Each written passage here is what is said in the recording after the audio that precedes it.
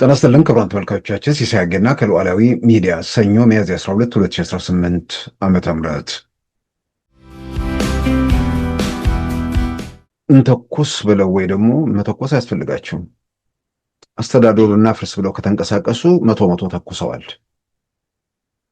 የፕሪቶሪያ የሰላም ስምምነት እንዲፈርስ የተወሰነውን አካል ህጋዊ እናድርገው ሲሉ ተኩሰዋል ማለት ነው የፕሪቶሪያ የሰላም ስምምነት ላይ።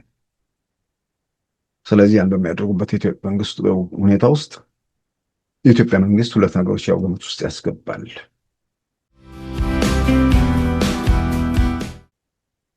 በነ ጀነራል ታደሰና በነ ትግራይ ሰላም ኃይሎች መካከል በነበረው ሁኔታ ጤናማ ግንኙነት ላይኖር ይችላል። አሁን ግን የጋራ አጀንዳ እየመጣ ነው። ቢያንስ ትግራይ ውስጥ ጦርነት እንዳይከፈት፣ ጦርነት የትግራይ ጦር ሜዳ እንዳትሆን፣ ከእሳት የተረፉ ሰዎች ደግሞ መልሰው በእነዚህ ሰዎች ጦስ ወደ በእሳት እንዳይለበለቡ ወደ አንድ ገጽ ላይ መምጣት ከቻሉ ይደጋገፋሉ።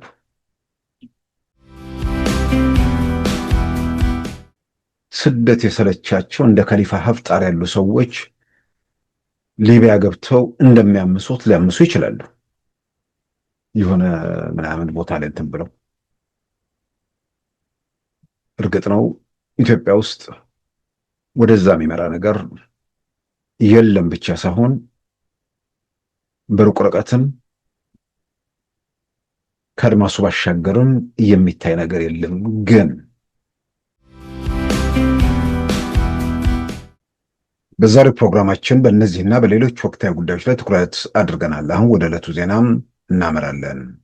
የህዝባዊ ወያኔ ሓርነት ትግራይ ማዕከላዊ ኮሚቴ ዶክተር ደብረጽዮን ፕሬዝዳንት የነበሩበትን የቀድሞ አስተዳደር እንዲመለስ ወሰነ።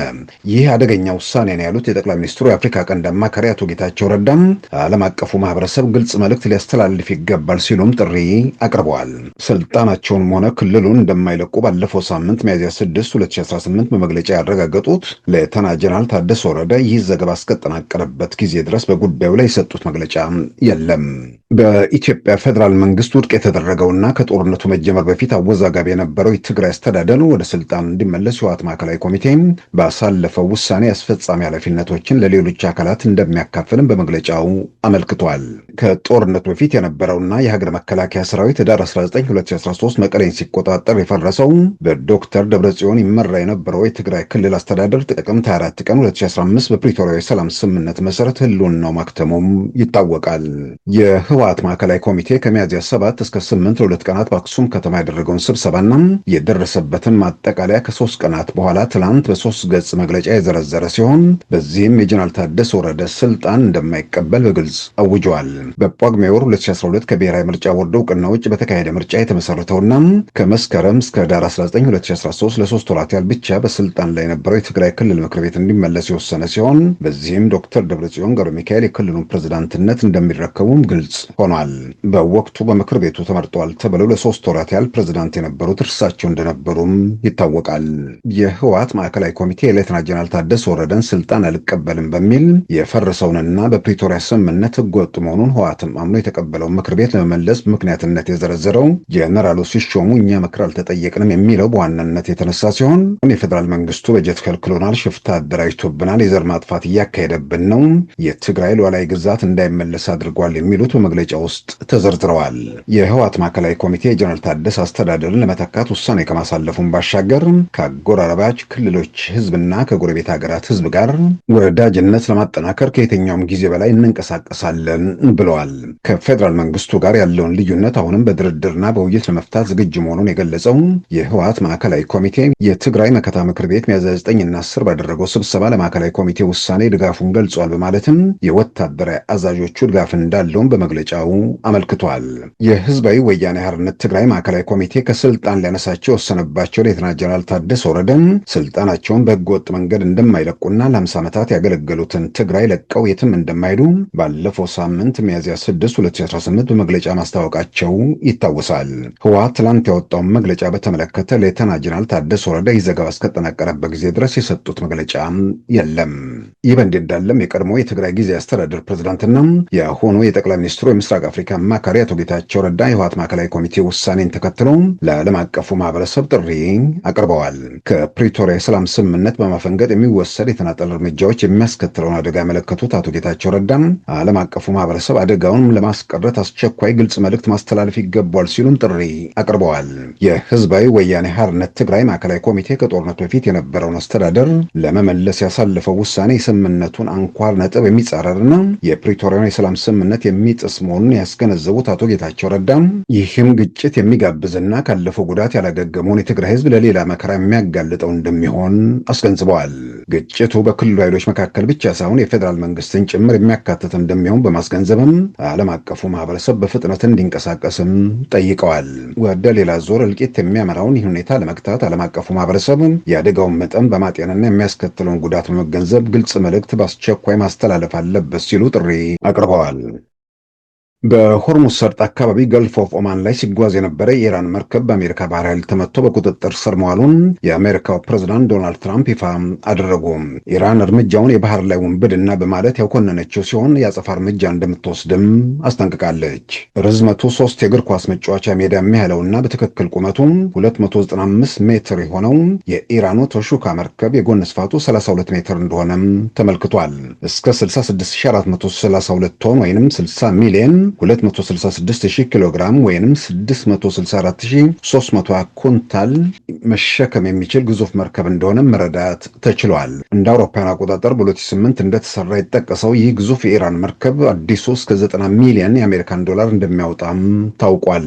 ትላንት በሆርሙዝ ሰርጥ አካባቢ በጎልፍ ኦፍ ኦማን ላይ ወደ ኢራን ሲያመራ እንዲቆም የአሜሪካ ባህር ኃይል የተሰጠውን ማስጠንቀቂያ ችላ ብሎ ሲጓዝ መመታቱን የአሜሪካው ፕሬዝዳንት አስታውቀዋል። ኤምኬ 47 በተባለ ባለ 5 ሚሜ ጠመንጃም ከአሜሪካ መርከብ ላይ ተተኩሶበት የሞተር ክፍሉ ከመመታቱ በፊት 6 ሰዓታት ያህል የወሰደ የራዲዮ ጭቅጭቅና ማሳሰቢያ እንደነበርም በሪፖርቶች ተመልክቷል። አሁን መርከቡ ከነጭነቱ በአሜሪካ ቁጥጥር ስር የሚገኝ ሲሆን ጉዞ ከቻይና ወደ ኢራን እንደነበርም ተመልክቷል። የያዘው ጭነትም እንደሚመረመር የታወቀ ሲሆን ኢራን የአጸፋ እርምጃ እንደምትወስድ ከማስጠንቀቅ ባሻገር አሁን ባላት አቋም በቀጣይ ድርድር እንደማትሳተፍም በውጭ ጉዳይ ሚኒስትሯ ቃል አቀባይ በኩል አስታውቃለች።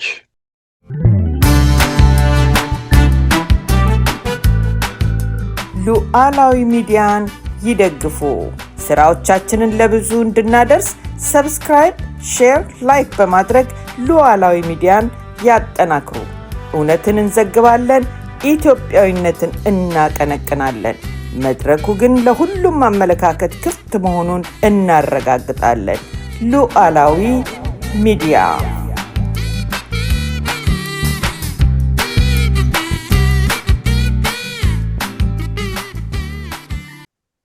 ክቡራን ተመልካቾቻችን በዶክተር ደብረጽዮን የሚመራው በኢትዮጵያ ብሔራዊ ምርጫ ቦርድ ህጋዊነቱን ያጣው ህዝባዊ ወያኔ ሓርነት ትግራይ በማዕከላዊ ኮሚቴው በኩል በትናንትናው ዕለት መግለጫ ወጥቷል። በመግለጫውም የጀነራል ታደሰን አስተዳደር እንደማይቀበል ብቻ ሳይሆን ከጦርነቱ በፊት የተመረጠው ወይ ደግሞ የኢትዮጵያ ፌዴራል መንግስት ህገወጥ በሚል የሰየመው የኢትዮጵያ ብሔራዊ ምርጫ ቦርድ ሳያውቀው የተካሄደውን ምርጫ በዛ ምርጫ መሰረት የተቋቋሙ አስተዳደር እንዲመለስና የጀነራል ታደሰን አስተዳደር እንደማይቀበሉ በይፋ ገልጸዋል። ስብሰባቸውን ያደረጉት ሚያዝያ 7 እና 8 በአክሱም ከተማ መሆኑንም በመግለጫው ተመልክቷል። ከዛ በኋላ ደግሞ ከሚመለከታቸው የጸጥታ ኃላፊዎቹ ጋር ከመከሩ በኋላ እነሱን አሳምነው መግለጫው በትላንትናው ዕለት ወጥቷል። እንግዲህ ምናልባት በ7 እና በ8 ስብሰባውን ካጠቃላይ 7 እና 8 ስብሰባውን አድርገው በ8 ያው መልእክቱ በተለያየ መንገድ ተሰምቶ ነበር።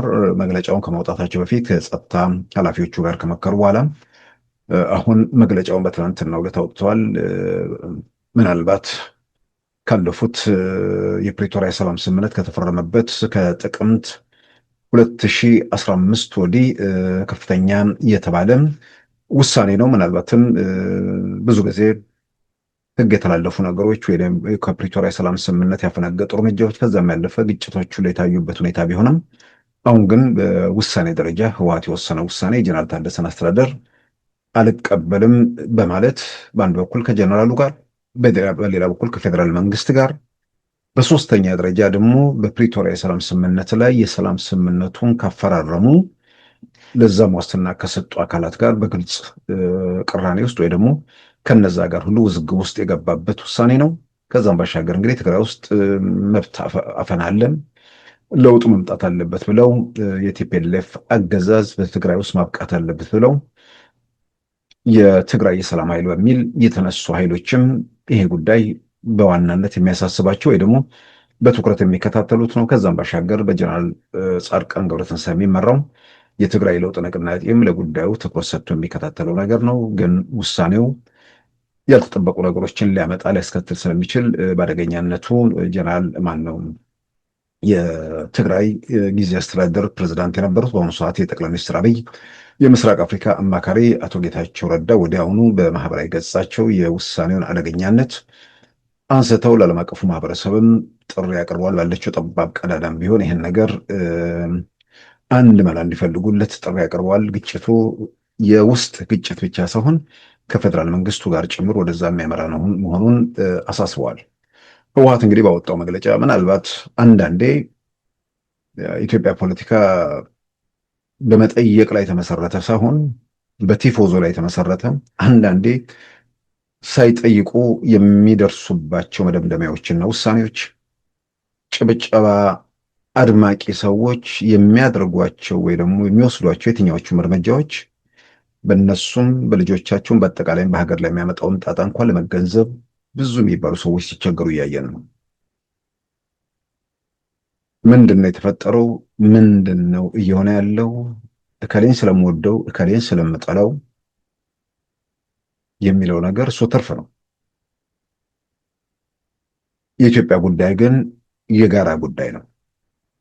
እሷን በመጥላት የእሷን ቀጣይነት አደጋ ውስጥ በመክታት ማንም ሊያተርፍ አይችልም። የየመንደር ጎበዝ አለቆች ምናልባት ኬላ ዘርግተው ሊቢያ ውስጥ ያሉ በ10 ሺህ ታጣቂ አለቆች እንደሚያደርጉ ሊያደርጉ ይችላሉ።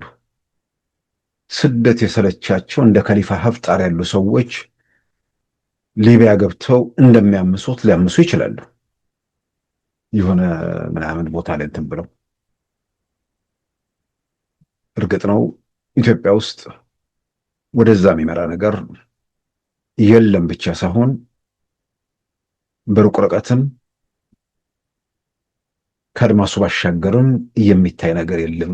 ግን ወደ ግጭት ወደ ቀውስ ከሆነ አዙሪት ለመውጣት የሚደረጉ ጥረቶችን ከሆነ ጊዜ በኋላ ይሄንን ግጭት ይሄንን አዙሪት ዘግተን ሰዎች የፖሊሲ ክርክር የሚያደርጉበት ትውልዱም በፈጠራ በሳይንስ በቴክኖሎጂ ላይ ጊዜውን የሚያጠፋበት ወደ ውትድርና የሚጎተትበት ወደ ምናምን የሚሄዱበት ሁኔታ ማብቃት አለበት። ፈጠራ ልጆቹን እንዴት ነፃነት መስጠት ቴክኖሎጂ ለልጆች ምን ያህል ውጤትና ፍሬ እንዳስገኘ አሁን ኦንላይን ላይ ያሉ ልጆች አሁን አንድ መቀሌ ያለ ልጅ ዓለም አቀፍ ትኩረት የሳበ ልጅ አለ። የፋሽን ዲዛይነሮች ምናምን የሚባሉ በዓለም ላይ ትልልቅ ስም ያላቸው ሰዎች ልጁ በሚያደርገው ነገር በዛ ደረጃ ዓለም አቀፍ ትኩረት ስቦ ምናልባትም በአጭር ጊዜ ውስጥ መተኮስ የሚችልበት እድል ተፈጥሯል።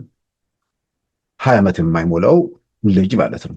እንደዚህ አይነት ትልልቅ ሀሳብ ያላቸው የፈጠራ ችሎታ ያላቸው ልጆች ጥቂት ግለሰቦች ለስልጣን ሲሉ በሚያደርጉት ነገር ህይወታቸው፣ ተስፋቸው፣ ሁሉ ነገራቸው እየተቀጠፈ መቀጠል የለበትም። ስለዚህ በሆነ ወገንም በግራ ቀኝም ያሉ የሚወዱትና የሚጠሉትን ነገር ትተው ችግሩ የፌዴራል መንግስት ነው፣ ችግሩ የቲፒኤልኤፍ ነው፣ ችግሩ የአደራዳሪዎቹ ነው፣ ችግሩ የማን የሚለውንም ለመወሰን በምኞት የሚሄድ የሆነ ነገር ስለተመኘ የሚለወጥ የሚመጣ ነገር ከሌለ በጉልበትም እንደማይቀየር ከተረጋገጠ ስለዚህ ባለው ነገር ላይ ተመርኩዞ ለመፍትሄ መንቀሳቀስ በጣም ወሳኝ ነገር ነው እና ትግራይ ውስጥ እነ ዶክተር ደብረጽዮን የፕሪቶሪያውን የሰላም ስምምነት በግልጽ በአደባባይ ደፍጥጠው ወጥተዋል። የፕሪቶሪያው የሰላም ስምምነት በፕሪቶሪያ የሰላም ስምምነት መሰረት የተቋቋመውን የትግራይ ጊዜያዊ አስተዳደርን አንቀበልም፣ ከጦርነቱ በፊት የነበረው አስተዳደር ይመለሳል ብለዋል። ዋናው ህወሓትን ወክለው ፈራሚ የሆኑት አቶ ጌታቸው ረዳ ዋናውን የፕሪቶሪያ የሰላም ስምምነትን ምሰሶ ወይ ደግሞ መሰረት የሆነውን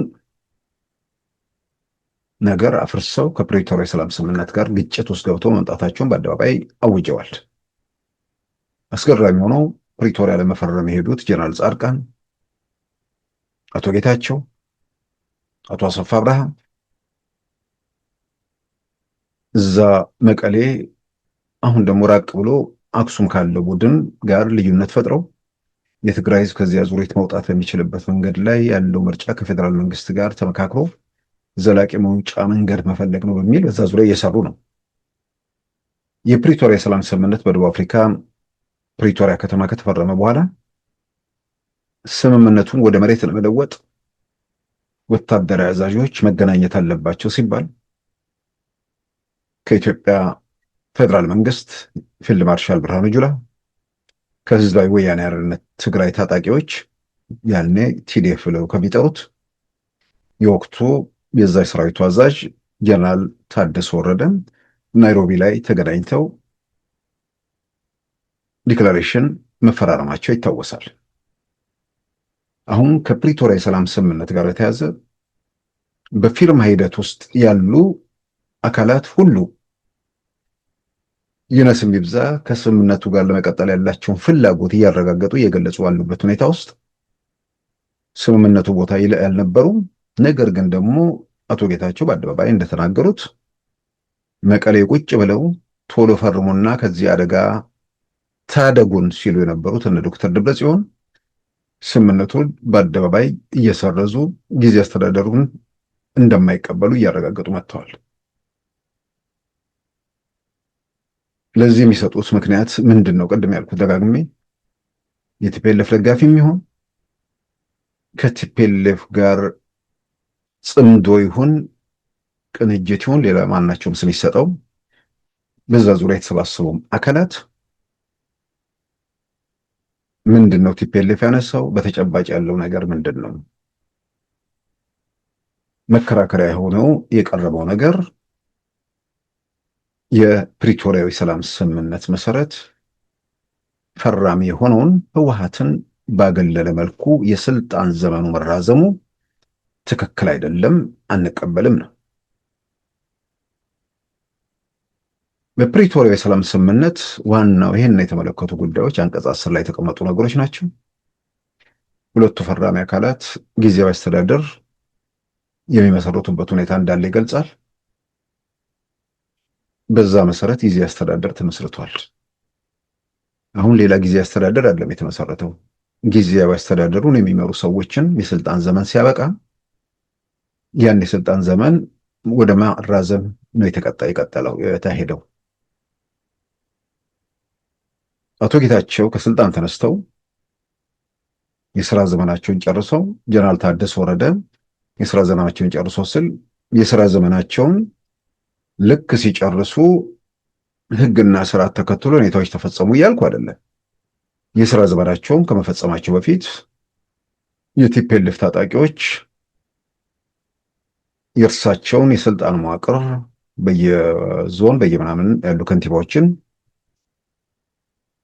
ከስልጣን እያነሱ ወደ መቀሌ ሲገሰግሱ እሳቸውን ለደህንነታቸው መስጋት ወደ አዲስ አበባ ተጓዙ። አዲስ አበባ ከደረሱ በኋላ ደግሞ ያው የስልጣን ዘመናቸው ማክተሞ ስለነበር ደግሞ ያው ውጥረት የተመላበት ሁኔታ ስለሆነ መውጫ ፍለጋም ስለሚያስፈልግ መንግስት በኃላፊነት ስሜት እየሄደ ነው ብዬ አምናለሁ።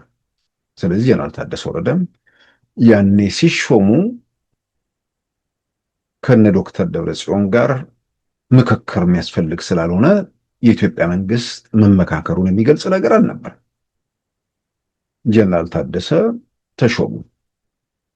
የነበረው ነገር ምንድን ነው? አቶ ጌታቸውን አንፈልግም የሚል ነገር አለ። ዶክተር ደብረጽዮን ለመሆን ይፈልጉ ነበር። እነሳቸውን ደግሞ ጠቅላይ ሚኒስትሩ አልፈልግም አሉ።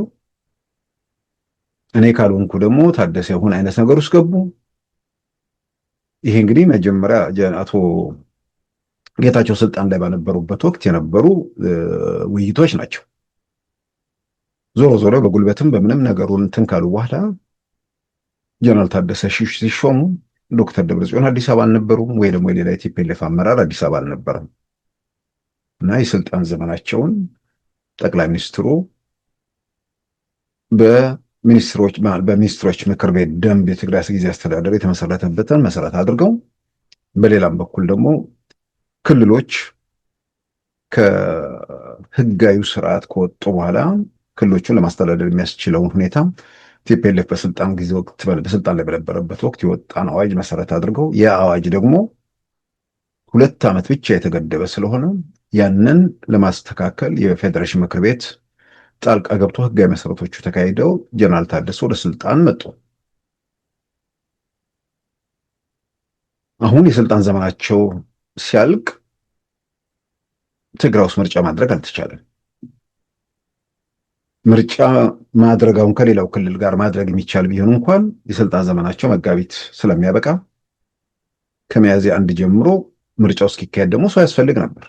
ምርጫው እስኪያካሄድ ብቻ ሳይሆን ምርጫው ተካሂዶ መንግስት እስኪመሰረት እስከ መስከረም ወር ድረስ ማለት ወይ ደግሞ በክልሎች ደረጃ እስከ ጳጉሜ መጨረሻ ባለው ጊዜ ውስጥ ወይ እስከ መስከረም አጋማሽ እንደዚህ ባለው ጊዜ ውስጥ ያንን ኃላፊነት የሚረከብ አካል ያስፈልጋል። ይሄ እንደሌለ ግልጽ ነው። ምርጫው ማድረግ የሚቻልበት ሁኔታ የለም። ስለዚህ ከዛም ያለፈ ሌላ ጊዜ ምርጫ እስኪካሄድ ድረስ ስለሚያስፈልግ የ1 ዓመት ተራዘመ። ከጀነራል ታደሰ ማለት ከአቶ ጌታቸው ወደ ጀነራል ታደሰ ሽግግር ሲደረግ ጠቅላይ ሚኒስትሩ ማንንም ማማከር ሲያስፈልጋቸው እንዳደረጉት ሁሉ አሁንም የማንም ምክር ሳያስፈልግ ጀነራል ታደሰን 1 ዓመት ስልጣናቸውን አራዝመዋል። ምናልባት ማንም ሳያማክሩ ምንለው እኛ ከርቀት ያየነው ያለነው አካላት እንኖር እንችላለን። የፕሪቶሪያ የሰላም ስምምነትን የፈረሙትን ህወሓትን ወክለው እና ጀነራል ጻድቃን እና አቶ ጌታቸውን እነሱን አማክረው ሊሆን ይችላል። በዚህ መሰረት ያኔ እነ ዶክተር ደብረጽዮን እንዳልተጠየቁት አሁንም የሚጠየቁበት ምክንያት የለም። ከህግ አንጻር በዚህ ምክንያት መጠየቅ አለብን የሚል ነገር መነሳት አለበት። ይሄ በየቀበሌ ላለ ካድሬ የሚነገረውን ነገር ወይ ደግሞ በተለያየ መንገድ እንትን ለሚሏቸው ሰዎች የሚያደርጉትን ነገር አደባባይ ይዞ መውጣት የሚቻልበት ሁኔታ ያለ አይመስለኝም። ሌላ የሚያነሱት በድሮው ህግ ጠቅሰው ይላሉ። የድሮ ህግ አልተሻረ አይሰራም እንዴ? ከፕሪቶሪያ ሰላም ስምምነት በፊት የነበረ ህግ ይላሉ።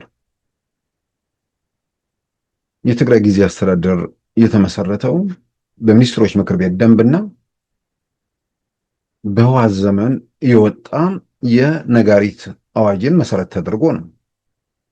ያኔም ፕሪቶሪያ ከመፈረሙ በፊት የነበረ ህግ ነው። አሁንም ከፕሪቶሪያ በፊት የነበረ ህግ ነው። አዲስ ነገር አልመጣም።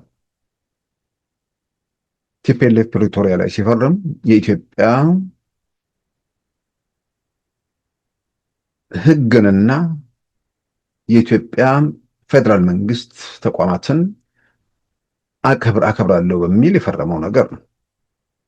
ስለዚህ ኢትዮጵያ ውስጥ ያሉ ህጎች ከህገ መንግስቱ ጋር ተቃርኖ እስከሌላቸው ድረስ የኢትዮጵያ መንግስት ይህም ሌላኛውም አካል የማክበር የመቀበል ያን የመፈጸምና በዛ መገዛት ግዴታ አለበት።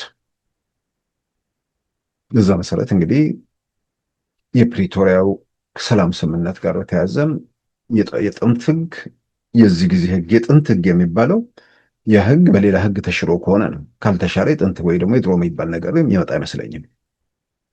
የበለጠ ህግ ባለሙያዎች ሊያብራሩት ይችላሉ። ከምንም በላይ የጥንትም ይሁን የአሁንም ይሁን ፕሪቶሪያ ላይ የሰላም ስምምነቱ ሲፈረም ትግራይ ውስጥ ከጦርነቱ በፊት የነበረው ወይ ደግሞ በጦርነቱ ጊዜ የነበረው አስተዳደር የኢትዮጵያ ፌዴራል መንግስት ህግና ህገ መንግስታዊ ስርዓቱን በተጻረረ መልኩ ራሳቸው ምርጫ ኮሚሽን አቋቁመው ያደረጉት ምርጫ ስለሆነ ያ ህገ ወጥ ምርጫ ነው፣ ምክር ቤቱም ህገ ወጥ ነው፣ ፕሬዝዳንቱም ህገ ወጥ ነው ብለው ፕሪቶሪያ ላይ ተስማምተው ስለዚህ ትግራይ ውስጥ ጊዜያዊ አስተዳደር መመስረት አለበት ብለው ነው የተመለሱት። ይህ ባለበት ሁኔታ ውስጥ እንዴት ነው የቀደመውን የትግራይ ጊዜያዊ አስተዳደር እንመልሳለን የሚለው ነገር ሊመጣ የሚችለው? በየትኛው ህጋዊ መሰረት ምንን መሰረት ተደርጎ? አሁን እንመልሳለን ብቻ አይደለም፣ ምክር ቤቱ እንዲመለስ ወስነዋል። ሀፍረት ያው ቲፒኤልኤፍ እንደ ቡድን ያፍራሉ ያላቅም፣ እንደ ግለሰብ አሁን እዛ ያሉ በተለይ ያፍራሉ ወይ የሚያፍሩ አይመስለኝም። ግን የትግራይ ክልል ምክር ቤት እንዲመለስ ተወሰነ ይላል። የትግራይ ክልል ምክር ቤት ያው ህግ ወጡ ማለት ነው፣ በራሳቸው በፈረሙትም ማለት ነው። ያ ምክር ቤት ማለት ተመለሰ ማለት በዛ ምክር ቤት ፕሬዝዳንት ተደርገው የተመረጡት ወይ ደግሞ ራሳቸውን ሰየሙም ልንል እንችላለን፣ በቲፒኤልኤፍም በአጠቃላይ በኢህአዴግም አሰራር። ስለዚህ ጀነራል ማነው ዶክተር ደብረጽዮን የክልሉ ፕሬዝዳንትነታቸውን አውጀዋል ማለት ነው። በአንድ በኩል የፕሪቶሪያን የሰላም ስምምነት 100% የሚጥስ ነው። ከፕሪቶሪያ የሰላም ስምምነት ጋር 100% የሚጋጭ ነው። በሌላም በኩል ያኔ ምርጫ ሲያደርጉም በኢትዮጵያ ህገ መንግስት በሀገር አቀፍ ደረጃ በየትኛውም በክልል ደረጃም ምርጫም ህዝበ ውሳኔ ማድረግ የሚችለው የኢትዮጵያ የብሔራዊ ምርጫ ቦርድ ነው።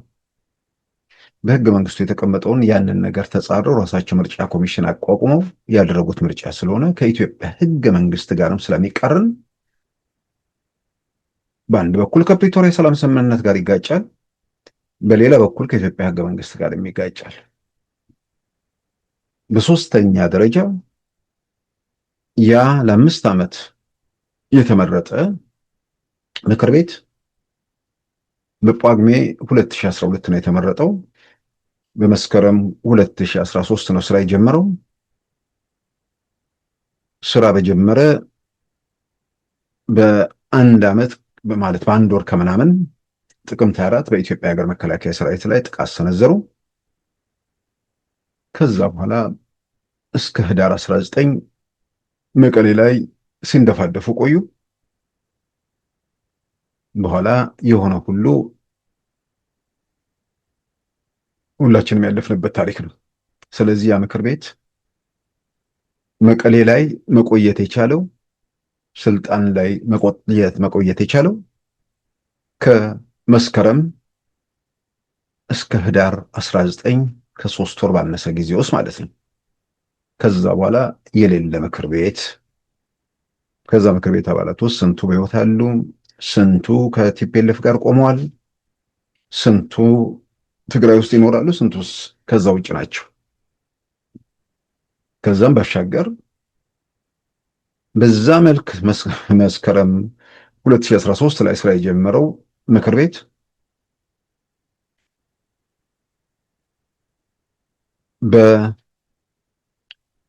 በነሐሴ 2017 ወይንም ደግሞ በመስከረም የመጀመሪያዎቹ ሳምንታት ውስጥ የስልጣን ዘመኑ በ2018 መስከረም ላይ አብቅቷል። አሁን ያለነው ሚያዝያ ላይ ነን፣ 8ኛው ወር ላይ።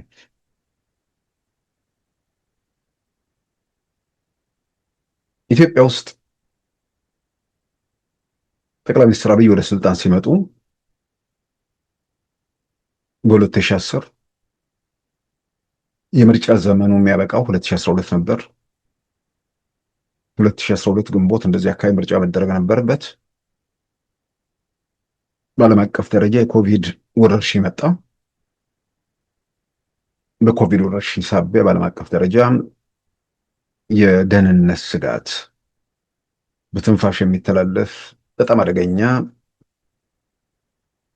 ቫይረስ ኮቪድ-19 በመስፋፋቱ በዛ የተነሳ ብዙ ሀገሮች ምርጫ ማድረግ የሚቻልበት ሁኔታ ሰው መሪ ለመምረጥ ሄደው አስክሬን በሰልፍ ወደ መቃብር የሚመራበትን ነገር መፍጠር የለብንም በሚል ምርጫ ማራዘም ጀመሩ።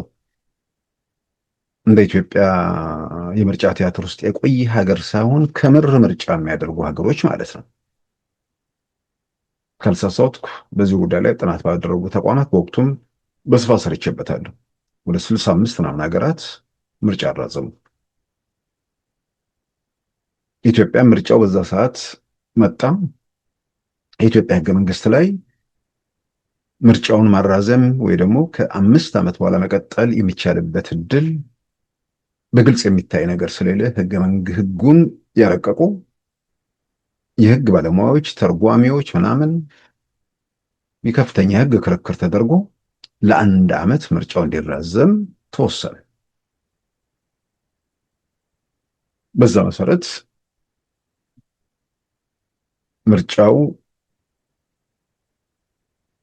ሲደረግ ለ1 ዓመት ሲራዘም እነ ዶክተር ደብረጽዮን ሕገ ወጥ የተባለውን ምርጫ ለማድረግ ያኔ ምክንያት ያደረጉት ከ5 ዓመት በኋላ በምንም ተአምር ኮቪድ ይሁን እሳት አይደለም የእሳት አድሎ ከሰማይ ላይ ቢዘንብ የምርጫው ጊዜ መራዘም የለበትም፣ ሕገ መንግስቱን የሚጥስ ነው የሚል መከራከሪያ ነበር። ስለዚህም የሕግ ባለሙያዎች የአደባባይ ክርክር በቴሌቪዥን የተላለፈ ክርክር ተደርጎ ለ1 ዓመት ሲራዘም ዛሬ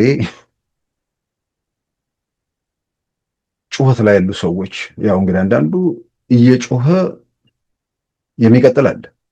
ያኔም ጩኸት ላይ የነበሩ ከመስከረም 30 በኋላ መንግስት የለም ሲሉ የነበሩት እነ ጀዋር እነ ልደቱ አሁንም ሳይታክቱ ጩኸት ላይ ናቸው። ያለመታከት በመጮኻቸው መደነቅ አለባቸው።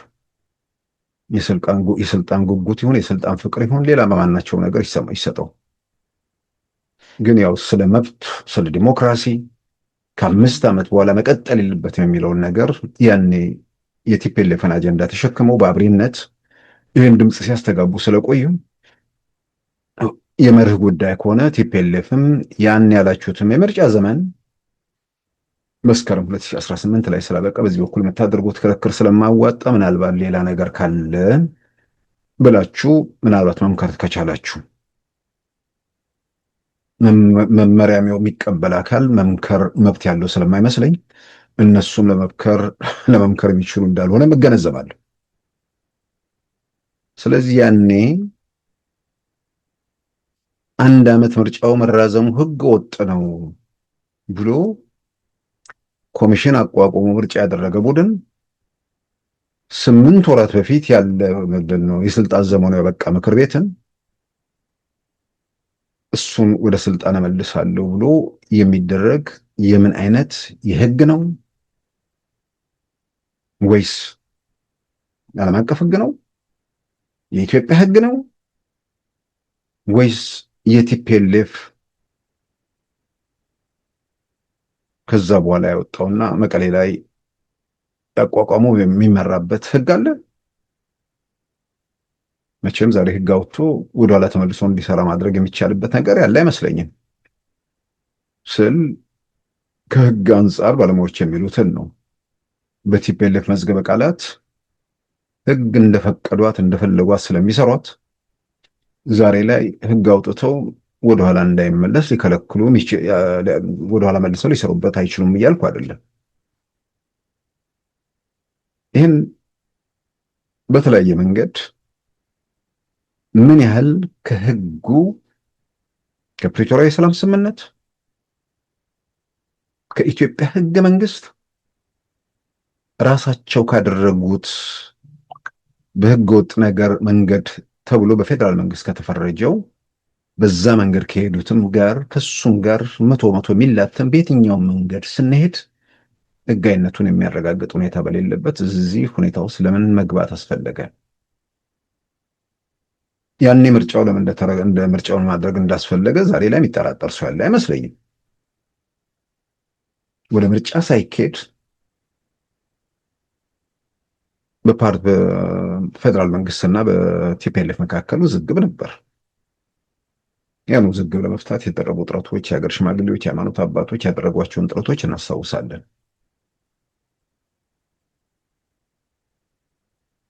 ያን ጥረት ገፍተው መጨረሻ ላይ ምርጫው ለማድረግ እንደሄዱ ከዛ በኋላ የሆነውን ነገር ሁሉ ስለምናቅ ወደ ምርጫ ለምን እንደተገባ በወቅቱም ብዙ ሰው የተገነዘበው ቢሆንም ዛሬ ላይ ደግሞ ያኔ መረዳት ያልቻሉ ትግራይ ውስጥ ያሉ ወጣቶቹም ሽማግሌዎቹም ሌሎቹ መረዳት የቻሉበት ነው።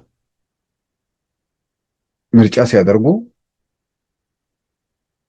ከፌዴራል መንግስቱ ጋር መቶ መቆራረጥ ይመጣል። የፌዴራል መንግስቱ በጀት ይከለክላል። በጀት ሲከለከል በጀት ተከለከልን፣ የትግራይ ህዝብ ታነቀ። ለዛ ስንል አማራጭ አጥተን ለመተኮስ ተገደድን ወደሚል ነገር ለመግባት የተደረገ ዝግጅት እንደሆነ ያኔም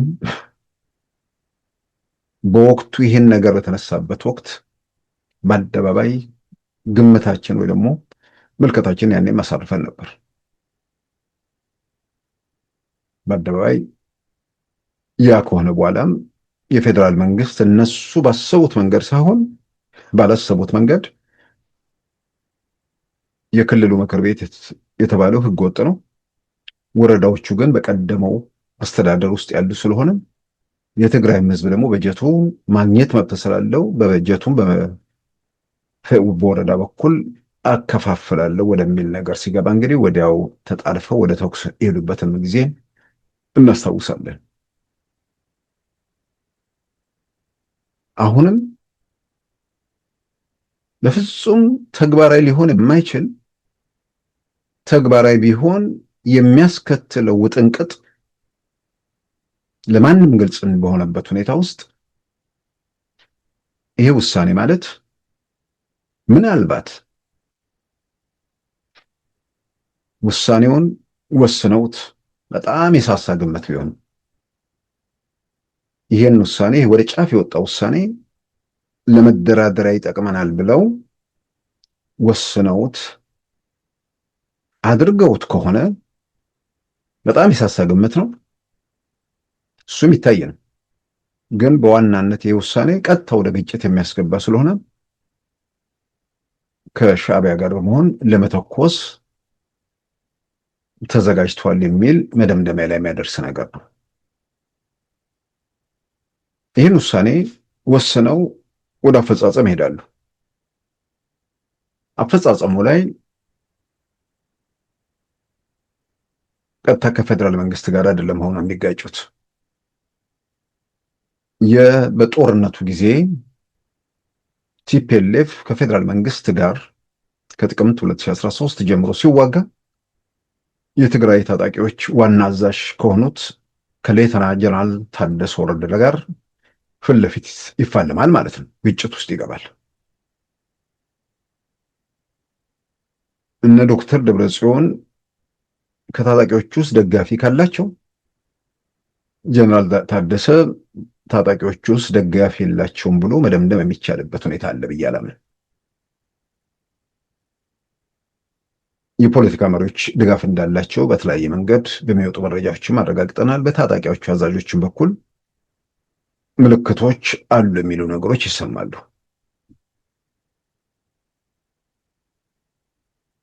በሌላ በኩል ደግሞ ይሄ ነገር የሚያስከትለውን ሁኔታ አደጋውን የተመለከቱ ከቲፒኤልኤፍ ጋር የተሰለፉ ወይ ደግሞ መሀል ላይ የነበሩ ሰዎች ከዚህ ቀደም ፖለቲካ ውስጥ ጣልቃ ገብተው ያሳለፉት ውሳኔ እና አቶ ጌታቸውን ከስልጣን ለማውረድ ሲሉ ፖለቲካ ኃይሎቹ ሲወዛገቡ ዳር ቆመው የሽምግልና ሚና በመጫወት ተጽዕኖ የማድረግ አቅማቸውን በገዛ እጃቸው ለነ ዶክተር ደብረጽዮን ገብረው ከመካከላቸው የጦር አዛዦች፣ ታጣቂዎች እነሱን ለመውጋት የትግራይ ሰላም ኃይል ብለው ወደ በረሃ እንዲወጡ በር ፈቀዱ፣ እድል ከፈቱ፣ ወይ ደግሞ በራሳቸው ላይ መከራ ጠሩ። ያንን አይተው የነ ዶክተር ደብረጽዮን ጦስ መቼ ነው የሚለቀን ብለው መጠየቅ መመርመር የቻሉ ሰዎች ይህን ነገር ጣልቃ ገብተው ወይ ደግሞ እነ ዶክተር ደብረጽዮንን ከድርጊታቸው መክታት ከቻሉ አሁን ከባዱ ነገር የተባለው ታጣቂ አዛዦቹ ጋር እነ ዶክተር ደብረጽዮን ምናምን አይደሉም። አሁን የሆነ ነገር ለማድረግ ሻዕቢያን ይፈራሉ ነው የተባለው።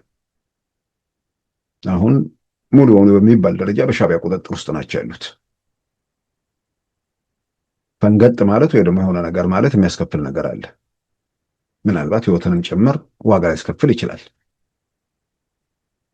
ሰብሰብ ቢሉ ግን ማለትም ወደ አንድነት ቢቆሙ የሻዕቢያ መጫወቻነታቸው ሊያበቃ ይችላል። ይህን ሁኔታ ምናልባት ተገንዝበው መሀል ላይ ያሉ ነገሮችን ለመክታት ለማቆም ካልቻሉ እነ ዶክተር ደብረጽዮን ከዚህ ቀደም እንዳደረጉት የአቶ ጌታቸውን አስተዳደር ለማውረድ እንቅስቃሴ በጀነራሎቹ እዛ ባሉት በነ ጀነራል ምግበ በምናምን እንጀምራለን ካሉ ከሌላኛው ጀነራልና ምናልባትም በዚህ በውትድርና ሙያ ውስጥ ስለቆዩ መቀሌ ሹመት ተቀብለው ሲሄዱ ዝም ብለው ሊሄዱ አይችሉም። ፍጹም በራስ መተማመን ምን ሊያደርጓቸው ምን ቢያደርጓቸው ምን ማድረግ እንደሚችሉ አስበው ተዘጋጅተው እንደሚሄዱ የሚያጠራጥር ነገር አይደለም። ነገሩ ድንገተኛ አይደለም። ስልጣኑን እንዲለቁ ከመጋቢት 30 በኋላ ከመጋቢት 30 በፊት እንዲለቁ ግፊት ሲያደርጉባቸው ቆይቶ እስከ መጋቢት 30 ጠብቁኝ ከዛ በኋላ እለቅላችኋለሁ ብለዋቸው ቃል ገብተው ከመጋቢት 30 በኋላ ከነርሱም ጋር መክረው ወደ አዲስ አበባ ሄደው ሹመቱ ሲሰጣቸው አልፈልግም አላሉ። ምናልባት እነዛ የሚሄዱበት መንገድ የትግራይን ሕዝብ ቶሎ ብሎ ወደ እሳት የሚከተው ነገር ስለሆነም ዋጋን ከፍዬም ቢሆን ጦርነቱን ማስቆም አለብኝ ብለው አስበው ነው ብዬ አምናለሁ። ምክንያቱም ይሄ በየአደባባይ ደጋግመው የሚናገሩት ጦርነቱን ለማስቀረት የምችለው ሁሉ አደርጋለሁ ስለሚለው ማለት ነው። እና እነ ዶክተር ደብረጽዮን ሄደው ከነ ጀነራል ታደሰ ጋር የአቶ ጌታቸው መዋቅር አፈርሰው ከዛ መቀሌ ላይ ሲደርሱ ጀነራል አቶ ጌታቸው ወደ አዲስ አበባ እንደሄዱት ሁሉ ጀነራል ታደሰ ወረደ ወደ አዲስ አበባ እንደማይሄዱ አስቀድመው ነግረዋቸዋል። 50 ዓመት የታገልኩለትን ትግራይን ጥዬ የትም አልሄድም ብለው አስቀድመው ግልጽ አድርገዋል።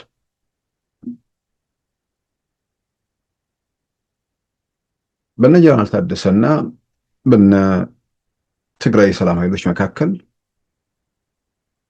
በነበረው ሁኔታ ጤናማ ግንኙነት ላይኖር ይችላል። አሁን ግን የጋራ አጀንዳ እየመጣ ነው። ቢያንስ ትግራይ ውስጥ ጦርነት እንዳይከፈት፣ ጦርነት የትግራይ ጦር ሜዳ እንዳትሆን፣ ከእሳት የተረፉ ሰዎች ደግሞ መልሰው እነዚህ ሰዎች ጦስ ወደ በእሳት እንዳይለበለቡ ወደ አንድ ገጽ ላይ መምጣት ከቻሉ ይደጋገፋሉ። ውስጥ ያሉ ሌሎች ስማቸው ያልተገለጸ ምናምን ሰዎችም ይህን አደገኛ ነገር ለመክታት ሊንቀሳቀሱ ይችላሉ። የትግራይ የለውጥ ንቅናቄ የተባለው በነ ጀነራል ጻድቃን የሚመራውም ኃይል ነገሩን በከፍተኛ ክትትል ወይ ደግሞ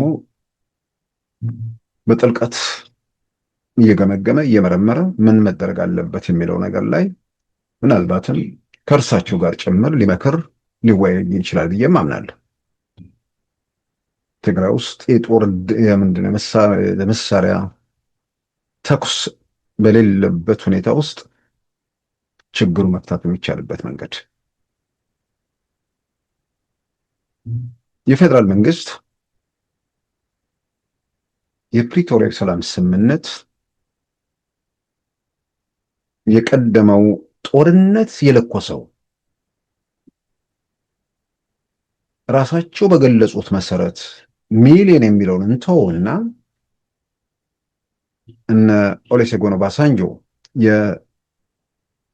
የድርድር የአደራዳሪ ቡድን ሰብሳቢ እርሳቸው በወቅቱ በሰጡት አፍሪካን ሪፖርት ላይ ይመስለኛል ወደ 600 ሺህ ብለው በይፋ ተናግረዋል። ስለዚህ 600 ሺህ ሰው ህይወት በትግራይ በኩል ያለውን ነው። በሌላ በኩል ደግሞ በፌዴራል መንግስት አማራ ክልል ላይ፣ አፋር ክልል ላይ እልቂት ተፈጽሟል። የዚያ ሁሉ ውድመት፣ የዚያ ሁሉ ሞት፣ የዚያ ሁሉ እልቂት ምክንያት የሆነ ኃይል ለሰላም ሲባል ከነ ወንጀሉ፣ ከነ ኃጢአቱ፣ ከነ ነውሩ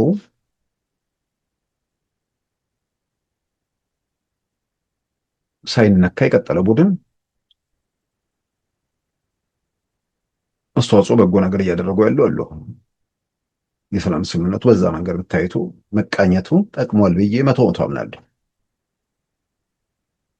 በጉልበት ቢሆን ኖሮ ዛሬ የተበታተነ ህወሓት አናይም ነበር።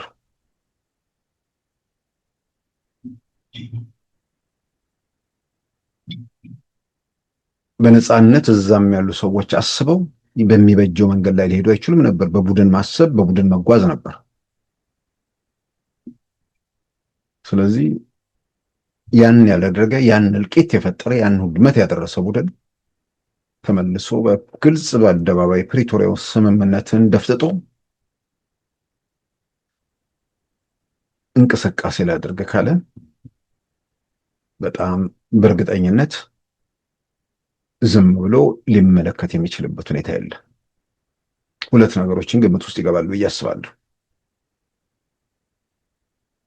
ይህን እንቅስቃሴ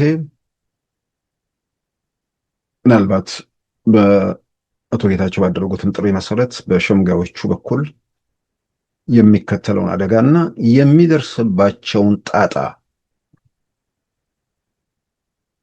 ማስገንዘብ ተችሎ አደጋውን የማሽተት አቅም ከፈጠሩላቸው እጃቸውን ሊሰበስቡ ይችላሉ። ከሻዕቢያ በላይ ዓለም አቀፉ ማህበረሰብ ሊፈሩ የሚችሉበት እድል ይኖራል።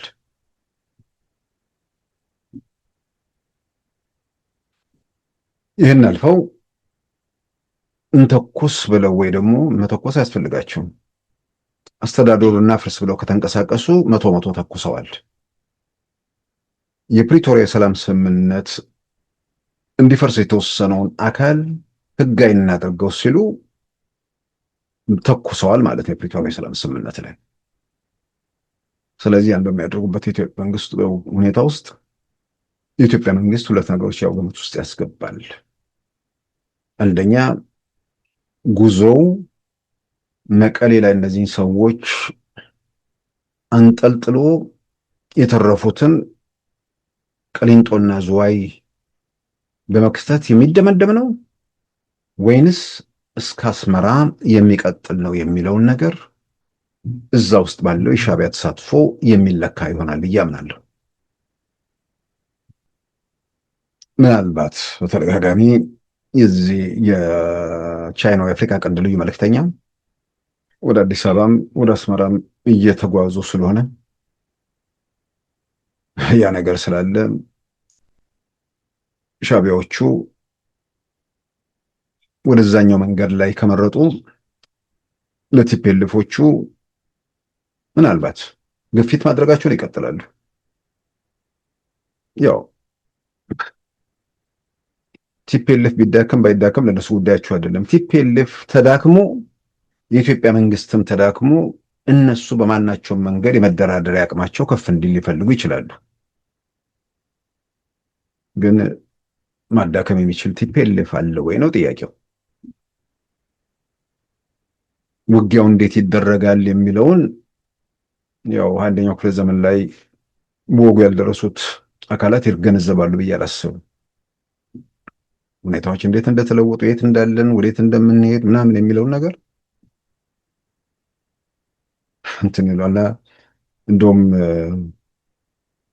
በፊት አሁን ስሰማ ነው እንደ ኢራን ጀነራሎች ነጥለው እንመታቸዋለን እያሉ ያስፈራሩናል ሲሉ ነበር የቲፒኤልኤፍ ጀነራሎች። አሁን ደግሞ ኢራን ስትመክት እኛም እንደዚህ መሪዎች ቢገደሉም እንደዚህ እንመክታለን የሚል ነገር ነው የሚናገሩት። ኢራን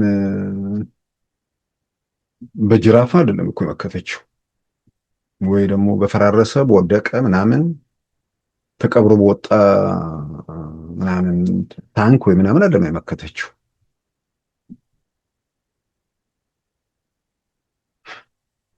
ለረዥም ጊዜ ሲዘጋጁ ሲያከማቹ የሚመጣባቸውን አደጋና ጣጣ ተገንዝበው እንትን ሲሉ የነበሩ በቴክኖሎጂ በደንብ እንትን ያሉ ሰዎች ናቸው። ስለዚህ ትላንት ላይ የቆመ ኃይል ራሱን ከኢራን ጋር እንዴት እንደሚያነጻጽር ራሱ አንዳንዴ ግራ ይገባል። እና እነ ዶክተር ደብረጽዮን ገብረ ሚካኤል ራሱ የቲፒኤልኤፍ ሰዎች የሆነ ሰውየውን የመከራ ምልክት፣ የስቃይ የሰቆቃ ምልክት እያደረጓቸው ነው በአሁኑ ሰዓት። ከዛም አልፎ በሚዲያ ላይ ሊገለጽ በማይችል ደረጃ በጤንነታቸው ምናምን ላይ ሁሉ ከቁጭት ከንዴት የሚነገሩት ነገር ሁሉ እየተሰማ ነው። እና የኤርትራ መንግስት እጁን ይሰበስባል ተብሎ ይታመናል። እጁን ካልሰበሰበ ደግሞ ያው በጣም በእርግጠኝነት ጠቅላይ ሚኒስትር አብይ በየአደባባይ ወጥተው የሚቀርበው ተማጽኖና ልመና የንደራደር የሰጥቶ መቀበል በህግ በታሰረው ውል ምናምን የሚለው ነገር ያው ደም ከፈሰሰ ምናምን በኋላ በዛ መንክ ይሆናል ብዬ አላምንም።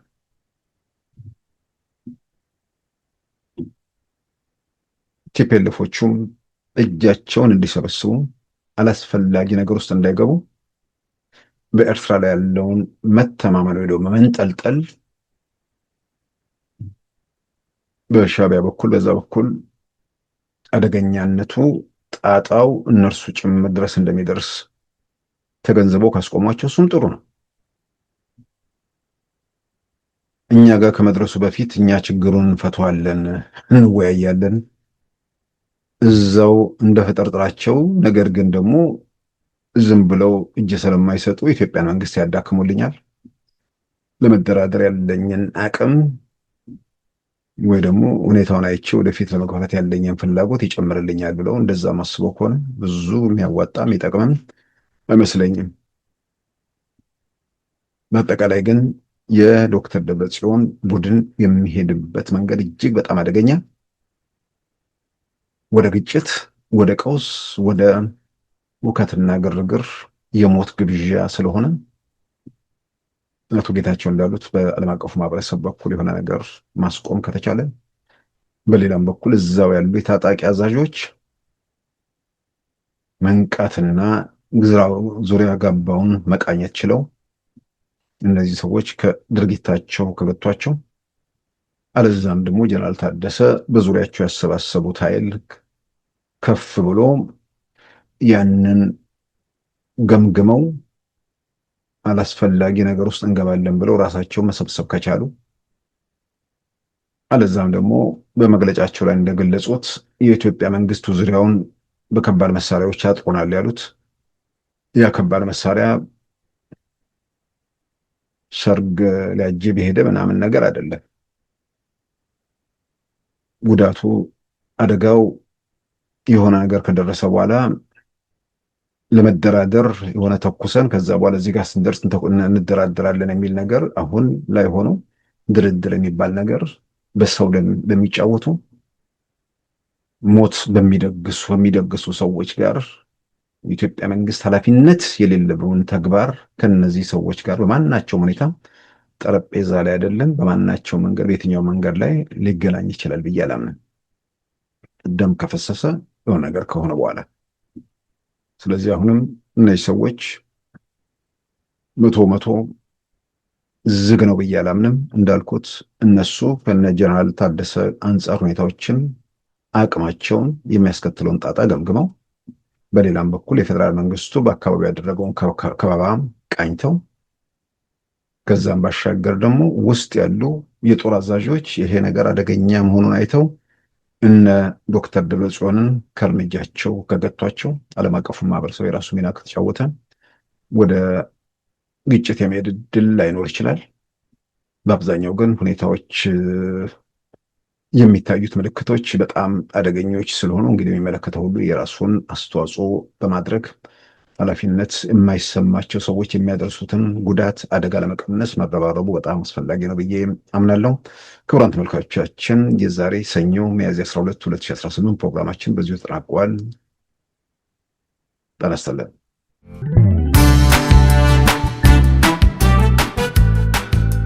ሉዓላዊ ሚዲያን ይደግፉ።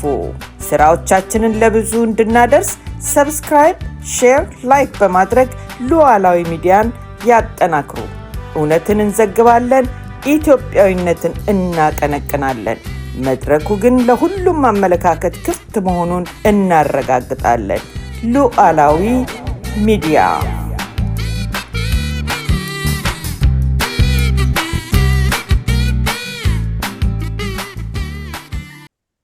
የዛሬ ሰኞ ሚያዝያ 12 2018 ፕሮግራማችን በዚሁ ተጠናቋል። ጤና ይስጥልን።